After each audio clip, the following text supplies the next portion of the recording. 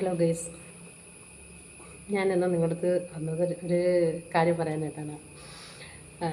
സംഭവം എന്താണെന്ന് വെച്ച് കഴിഞ്ഞാൽ, ഇപ്പോൾ എല്ലാവർക്കും കൂട്ടുകാർ കാണൂലേ, നല്ല നമുക്കടുത്ത സുഹൃത്തുക്കളെ. അതേപോലെ എനിക്ക് 2 കൂട്ടുകാരുണ്ട്, ഒരാണും ഒരു പെണ്ണും. ഒരുപാട് അടുത്ത കൂട്ടല്ല, പക്ഷെ നല്ല കൂട്ടാണ്. അതിൽ പെൺകുട്ടിയെക്കുറിച്ച് പറയാം. അവളെ വീട്ടിൽ വിളിക്കുന്ന പേര് പറയാം കേട്ടോ. അവളെ വീട്ടിൽ വിളിക്കുന്ന പേര് രജിത എന്നാണ്. ഞാൻ ഇതിന് മുന്നേ ഒരു പ്രാവശ്യം പറഞ്ഞിട്ടുണ്ട്, ഞാൻ ഈ ടൂറിന് ഇങ്ങനെ പോയിട്ടില്ല, ഒരുപാട് സ്ഥലങ്ങൾ കറങ്ങാനൊന്നും പോയിട്ടില്ലെന്ന് പറഞ്ഞിട്ടില്ലേ. അപ്പോൾ ആൾ ഒരു കൊല്ലത്തൊരു ഷോപ്പിൽ ജോലിക്ക് നിൽക്കുകയാണ്. അപ്പോൾ ഇവൾ മിക്ക ദിവസങ്ങളിലും എന്നോട് വിളിച്ചിട്ട് പറയും, എടി നമുക്ക് എവിടെയെങ്കിലുമൊക്കെ പോകണം, നമുക്ക് കറങ്ങണം എന്നൊക്കെ ഇങ്ങനെ പറയാം. അപ്പം ഞാൻ പറയാം, ശരിയടി നമുക്ക് പോകാൻ കറങ്ങാമെന്നൊക്കെ പറയും. കാര്യം ഞാനൊന്നും പോയിട്ടില്ല, ഒരാൾ കൂടെ കണ്ട് വിളിക്കണമെങ്കിൽ ഒരു സുഖമില്ലേ പോകാൻ എന്ന് വിചാരിച്ചിട്ട് പോകാമെന്നൊക്കെ പറയും.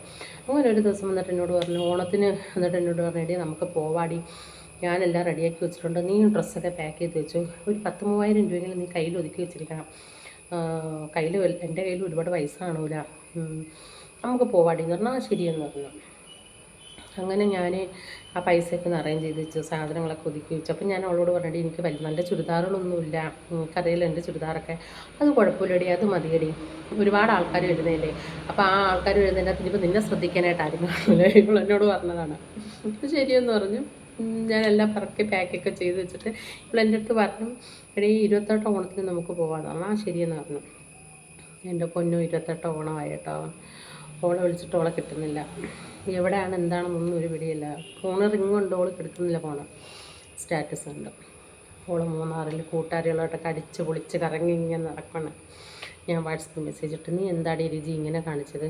അയ്യോടി, അത് അവിടെയുള്ള കൂട്ടുകാരികളൊക്കെ വരുന്നതുകൊണ്ട് ഞാൻ അവരുമായിട്ട് അങ്ങ് പോയി, വേറൊന്നും തോന്നരുതെന്ന്. അപ്പം നല്ല സുഹൃത്തുക്കളെന്ന് പറഞ്ഞിട്ട് കാര്യമില്ല, നമ്മളെ പറ്റിക്കുന്ന സുഹൃത്തുക്കൾ നമ്മളെ കൂടെ, നമുക്ക് ആശകൾ തന്നിട്ട് നമ്മളെ പറ്റിക്കുന്ന സുഹൃത്തുക്കൾ ഉണ്ടാവുമല്ലോ, അതൊന്ന്. രണ്ടാമത്തെ സുഹൃത്ത്, മോളുടെ കല്യാണ സമയത്ത് ഒരുപാട് ബുദ്ധിമുട്ടുണ്ടായിരുന്നു എനിക്ക്. അപ്പം മോൾക്ക് നല്ല ആഗ്രഹമായിരുന്നു വീഡിയോ പിടിക്കണമെന്ന്. അപ്പം ഞാനിങ്ങനെ വീഡിയോ പിടിക്കാൻ ആരെയും ഇങ്ങനെ നൗഷാദൊക്കെ എടുത്ത് പറഞ്ഞപ്പോൾ നൗഷാദൊക്കെ എൻ്റെ അടുത്ത് പറഞ്ഞു, നീ വീഡിയോ പിടിക്കുന്നതിനെക്കുറിച്ച് ആലോചിക്കണം, നിൻ്റെ കയ്യിൽ അതിനുള്ള സാമ്പത്തികമൊന്നും കാണില്ല, ഫോട്ടോ എടുത്താൽ മതിയെന്ന് പറഞ്ഞു. ആ ശരിയെന്ന് പറഞ്ഞ് നൗഷാദൊക്കെ കല്യാണത്തിന് വന്ന് ഫോട്ടോ എടുത്തു. മോളെ കല്യാണം കഴിഞ്ഞിട്ട് 2 വർഷം 1 മാസമായി. ഇതുവരെയ്ക്കിട്ട് നൗഷാദൊക്കെ ആൽബം തന്നിട്ടില്ല. ചെറുക്കൻ്റെ വീട്ടുകാർ എന്നും ചോദിക്കും, ആൽബം എവിടെ, ആൽബം എവിടെ. 2 വർഷമായിട്ട് ആൽബം തരാത്തേക്കത് ഫോട്ടോഗ്രാഫറാണെന്ന് ചോദിച്ചു. ഈ 2 വർഷമായിട്ട് നമ്മളിങ്ങനെ ചോദിച്ചുകൊണ്ടിരിക്കുക. പൈസ തരാമെന്ന് പറഞ്ഞു. പുള്ളിക്കാരനോട് ഞാൻ അന്ന് പറഞ്ഞു, കാക്ക ഞാൻ പൈസ തരാം. അന്നേരം പറഞ്ഞു, വേണ്ട, നമ്മളെ കിങ്ങിണിയുടെ കല്യാണമല്ലേ, നീ എനിക്കൊന്നും തന്നില്ലെങ്കിലും കുഴപ്പമില്ല, ഒന്നും വേണ്ട, ഞാൻ കിങ്ങിണിയുടെ കല്യാണത്തിന് ഒന്നും തന്നില്ല, എൻ്റെ ഗിഫ്റ്റാണ് അതെന്ന് പറഞ്ഞു. പക്ഷേ ഇത്രയും ഈ 2 വർഷത്തിൽ തിരക്കട്ടിന് അവസരമൊക്കെ തന്നിട്ടില്ല.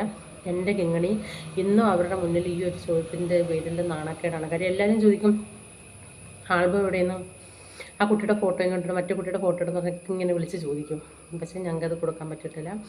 അങ്ങനെ ഈ 2 നല്ല സുഹൃത്തുക്കൾ കാരണം ഞാൻ പറ്റിക്കപ്പെട്ടിട്ടുണ്ട്. നിങ്ങൾക്ക് ഇതേപോലെ സുഹൃത്തുക്കളുണ്ടെങ്കിൽ ഒന്ന് കമൻറ്റ് ചെയ്യണം കേട്ടോ, നിങ്ങൾ പറ്റിച്ചിട്ടുണ്ടെങ്കിൽ. ബൈ.